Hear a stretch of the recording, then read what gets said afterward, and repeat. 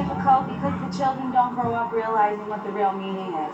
There's always been other ritual, other ceremony, other activity associated with Christmas. Shopping has long been at the heart of the Christmas season. Critics say this yearly buying frenzy obscures the real reason for Christmas, to celebrate the birth of the Christ child. People say that Christ has been lost in Christmas. She wants all the toys. Right? It's the mystery of all these packages. And I think that's why we wrap them. It's exciting. Isn't there anyone who knows what Christmas is all about? Sure, Charlie Brown. I can tell you what Christmas is all about.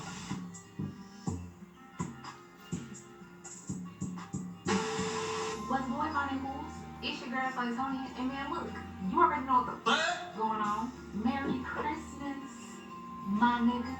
Now for this video, I would first like to apologize to any kids that just so happen to click on this video. I suggest you click the fuck off. Okay? This shit too. Christmas. What a wonderful time of the year. Right? It's supposed to be. Although Christmas is known as the most wonderful time of the year, what the fuck is it? And why do we celebrate it? Why? I really want to know. What is it? What is the reason? Why? What they tell you is... And there were in the same country shepherds. For unto you is born this day in the city of David a Savior, which is Christ the Lord.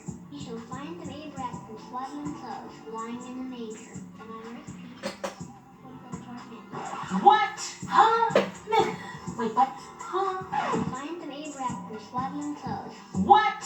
What the hell is that? You don't get the fuck on with that bullshit. What it really is, okay, is a secularized holiday. Instead of focusing on being thankful and actually wanting to spend time with your family, instead it's used to get and give gifts. Okay? Receiving some shit and then giving some shit for the shit that you done received. But why do we celebrate it though? What's the point? Most of us celebrate it because it's a tradition. Entire book. Let's look up the word Christmas in the dictionary. Shocking.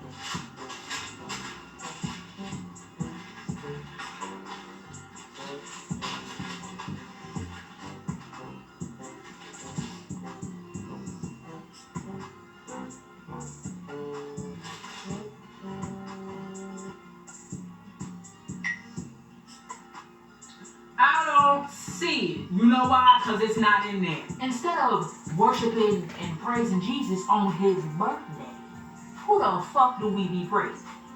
Santa Claus. This nigga ain't even real and he get all the props. He don't do shit. All he do is sit his white ass down and eat cookies while mama and daddy is over here trying to buy all the gifts, but this white nigga get all. That's because Santa Claus is Satan Claus the devil. Hold on. On December 25th, the people celebrated the winter solstice.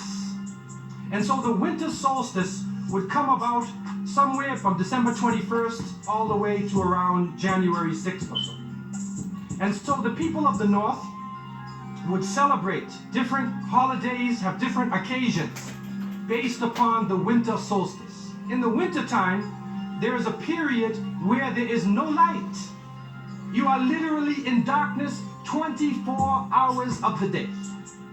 And this stretches for a period of time. Now, could you imagine if you're living in Alaska, or living in Canada, or living in Norway, and you don't have central heating, and the cold is outside, it's darkness around you, people are dying from disease, it's a terrible time, and every family would probably lose somebody, or they would know of somebody dying from the cold and disease during that season. This is the winter solstice. And so when the sun starts to come out, the people now are looking at the sun as a life-giving force. And so during that time, a number of ceremonies were held in northern countries. In the far north was the Feast of the 12 Nights, which stretched from December 25th to January 6th. Also in ancient Greece, there was the Bacchanalia, which was held for their god Bacchus, the god of wine and sport and play. The Romans had the Saturnalia for their god Saturn, their main sun god Saturn. And so you find during these times that the people held ceremonies in the north. They would burn bonfires. The light was important, the fire, because the fire represents the light, the life-giving force for those who worship nature. Also in the north, they recognized that there was one tree that despite the cold would still remain alive, the evergreen tree, the fir tree.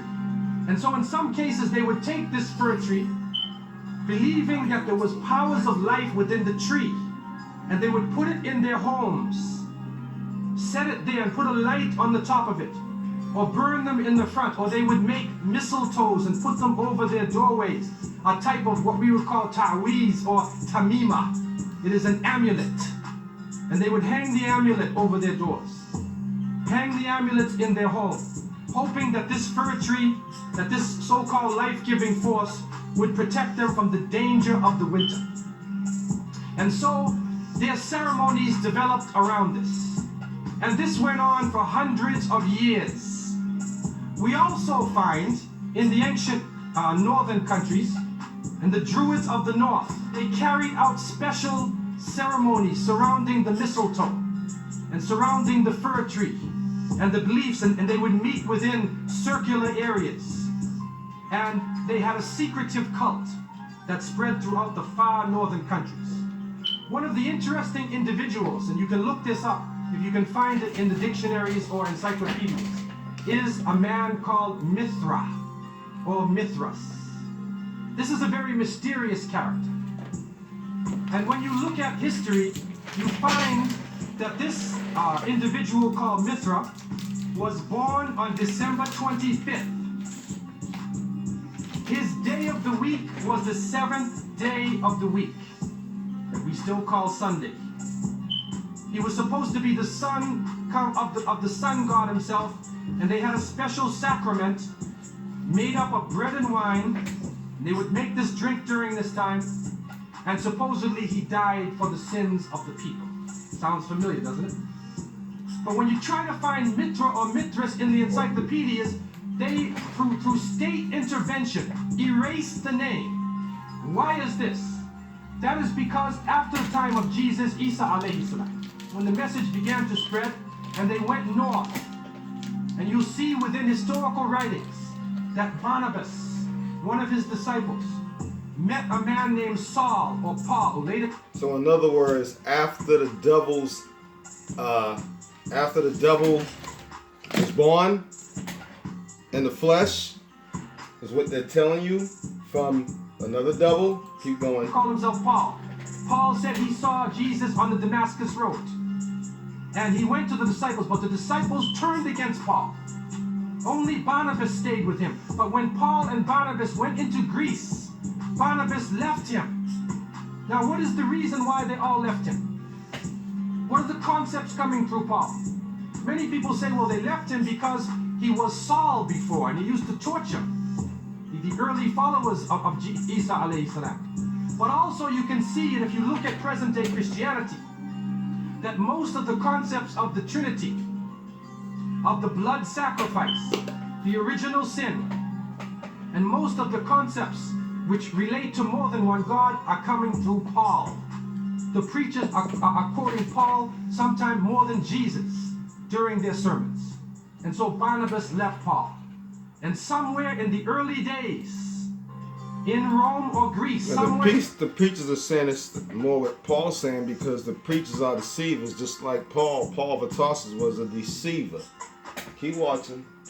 In that area, those missionaries who were teaching the teachings of Jesus, Isa alayhi salam, met with this force coming from the north. And don't forget the black Mr. J, who was one of our people who believed that he was their most high, because Mr. J sees a devil, and that is the outside nations, God, and by force, and as you see, they are turning away from him. And of course, Paul of Tarsus pushed that Mr. C, Mr. J, all over the world with the black Mr. J, who enslaved our own people and was kidnapped as a child to believe that Christianity. Let's keep going. And so you will see in ancient Roman history that in some cases the Roman emperor would go out to the Colosseum and the gladiators would be fighting each other and everybody's cheering for the gladiators. Sounds like one of our football games. They would go to the Colosseum, right? And the gladiators would fight. And then if one of the gladiators was down, and they would look at the emperor, should I kill him or not? And if he wanted to kill him, he would say, you go like that. Right? You know, that sign down. If he said keep him alive, he goes like this. You know how we use it today? Yes. Okay? Gives that sign. Okay? One of the terrible things happening during these rituals at the Colosseum is that they would bring the Christians out, literally men, women, and children, and feed them to hungry animals. They would take a hyena. So in other words, they would take the Israelites, people that really believe in the spirit of truth, believe that the Most High was not a man, the Most High is a spirit, believe that the heavens of the heavens of the heavens could not hold the Most High nor maintain the Most High. They was torturing us because you would not bow down to their Satan claws on Christmas. And they fed you to lions. Or a lion. And get it hungry and crazy and beat it. And throw raw meat at it.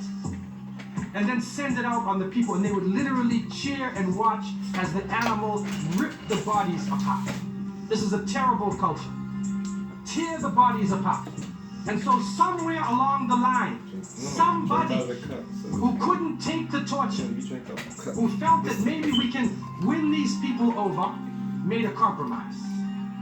And you start to see changes going on from the early part of the Christian era in Southern Europe.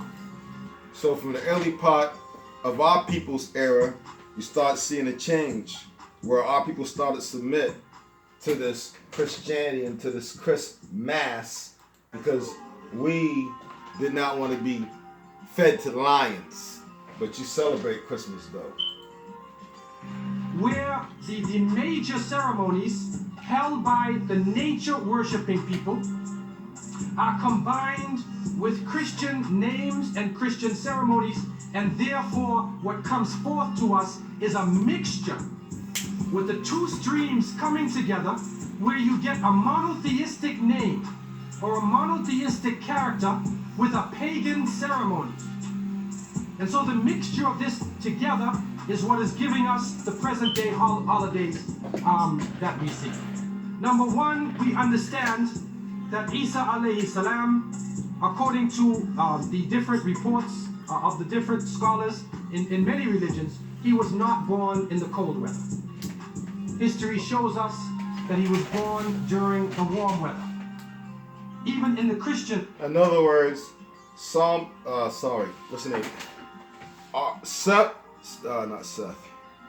Shem's son Enoch was born in the summer, but we were not supposed to praise Shem's son Enoch, even if he was a king. Okay? And traditions. They have the belief that the shepherds were tending their flocks outside. And in Palestine, you cannot keep your flocks outside. In the wintertime, in the evening, you bring them in because it's cool at night. And so it was the warm weather. It was also the time of the taxes in the north. In the story coming in the Quran, when we see the mention in chapter 19 in verses 24 to 25, and we see the mention of the story of Mary, because it is the belief of the Muslims that Maryam, may Allah be pleased with her, was a virgin and she had dedicated her... The Mary belief comes from the Muslims, not from the children of the spirit of truth. So you are believing in some Muslimhood that is involved with some Christmas, another devil's day. Her life to the worship of one God, prayer and fasting, and by the power of Allah, that the Creator breathed His Spirit into her, and she conceived Jesus. He said, "Be and it is."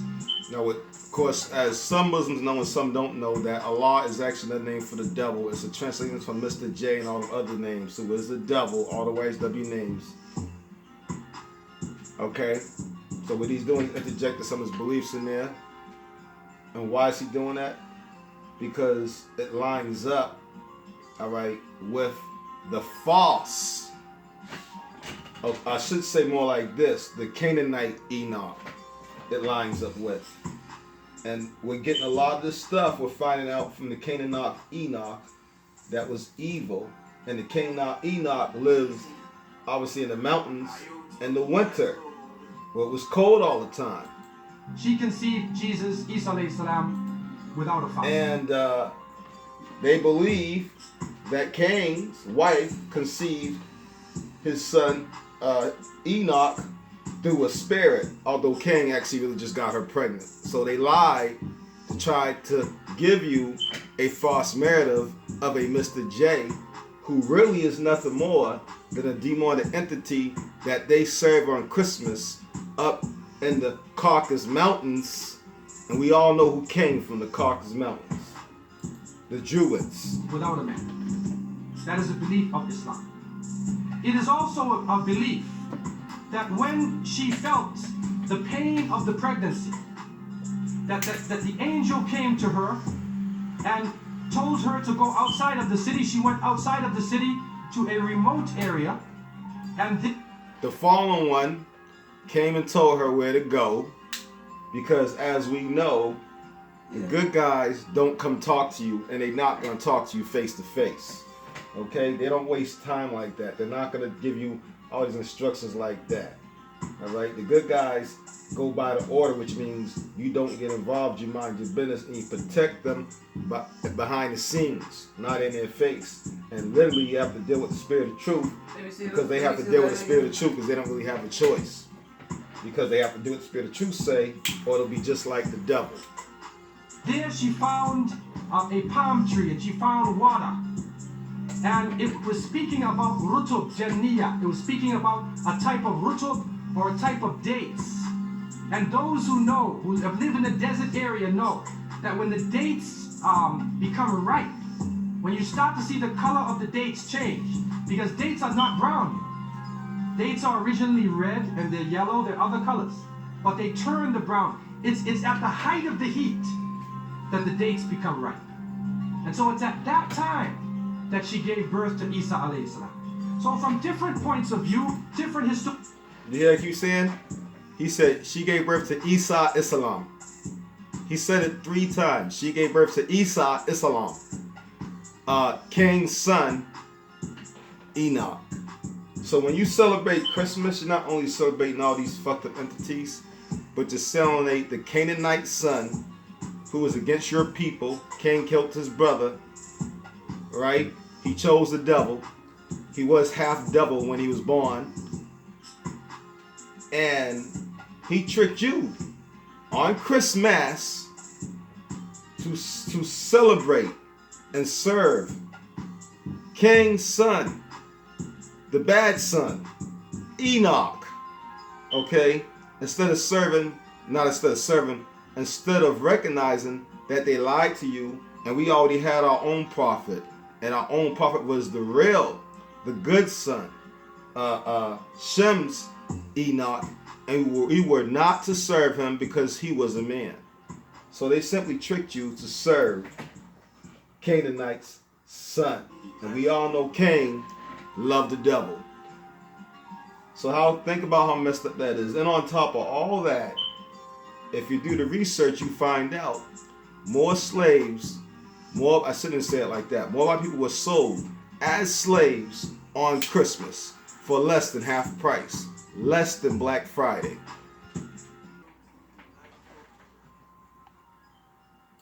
Now, I want to start a conversation around slavery. let's talk about it. I know it is a very awkward topic to talk about. A lot of people don't know how to start, don't know where to ask questions. I like to think the first place to go is probably the library and the Library of Congress. Online, you can actually look up the WPA interviews where it's straight from their mouths, of the mouths of former enslaved persons. And I think that's the best place to go. And then you can start going to the library and looking at a variety of perspectives. I think these are very important resources. Now today, I got a question from a very close friend of mine, and she simply wanted to know what would it have been like to be enslaved during the holidays. And so let's delve into that. By mid-December, there would be a lull in most of the remunerative work on most small farms and plantations. The corn had been shucked and ground, the cotton had been picked and ginned, and this was a period of a lull.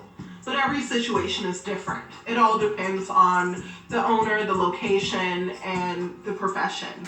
Now, enslaved persons who are working on boats, on the docks, or in factories, this may not be the case for them. But I'm speaking specifically to enslaved field workers and enslaved house servants on plantations and small farms during the antebellum period. Some slave owners treated Christmas as just another work day.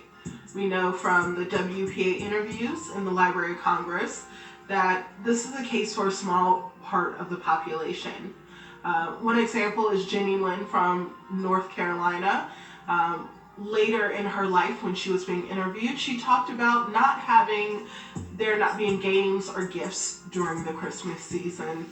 This is mostly not the case in most of my research.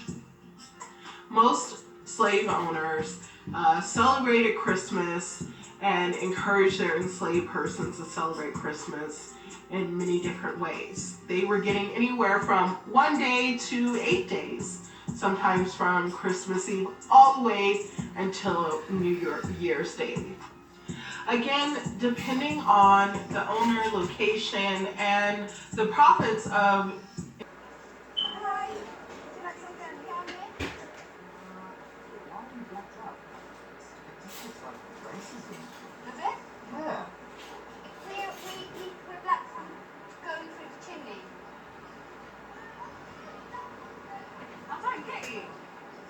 Come on, man. Look at, like I said, look at this.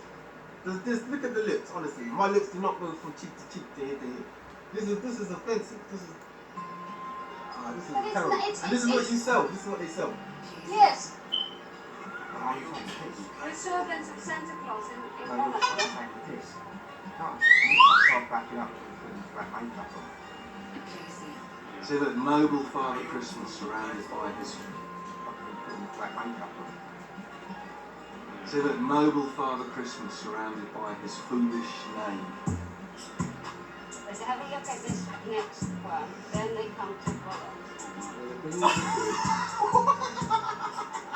You've seen the famous image of the slave. Yeah, so it's immediately straight out of it. Oh my God, how they can't see. That's offensive.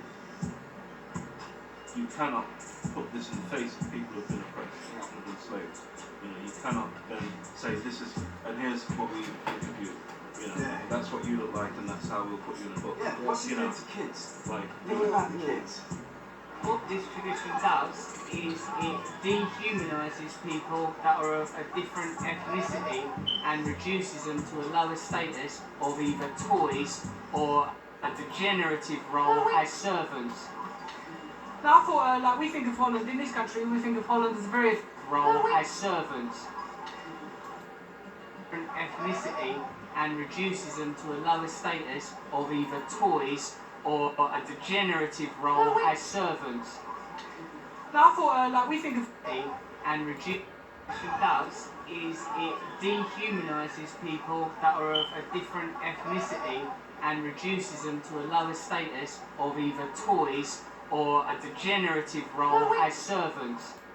What this tradition does is it dehumanises people that are of a different ethnicity and reduces them to a lower status of either toys or a degenerative role as servants. Now I thought